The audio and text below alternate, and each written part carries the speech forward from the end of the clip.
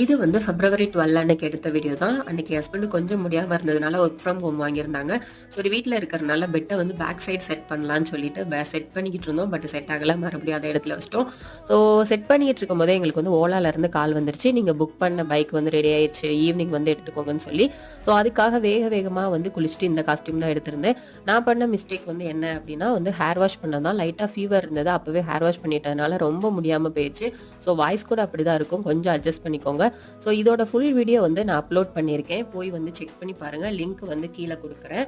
So அதுக்கப்புறம் temple போகிறதுக்காக கொஞ்சம் மாலைலாம் வாங்கிட்டு போனால் டெம்பிள் க்ளோஸ் பண்ணியிருந்தாங்க. ஸோ வண்டியெல்லாம் ஓட்டி பார்த்துட்டு ஈவினிங் போல் கோவிலுக்கு போய் பூஜையும் போட்டு ஸோ வந்து நைட்டே சாப்பாடு எல்லாமே வெளியே வாங்கிட்டு வந்துட்டோம். ரொம்ப முடியாமல் இருந்ததுனால சாப்பிட்டு டேப்லெட்லாம் போட்டு உட்காந்துருக்கும் போது என் பையன் வந்து எனக்கு ஒரு சர்ப்ரைஸ் பண்ணாரு. லவ் யூ சொன்னாரு. எனக்கு ரொம்ப சர்ப்ரைசிங்காக இருந்தது. அவனுக்கு நான் சொல்லிக் கொடுக்கல, எப்படியோ சொல்லிட்டான். ஸோ அனைவருக்கும் காதலர் தின நல்வாழ்த்துக்கள். தேங்க்ஸ் ஃபார் வாட்சிங்.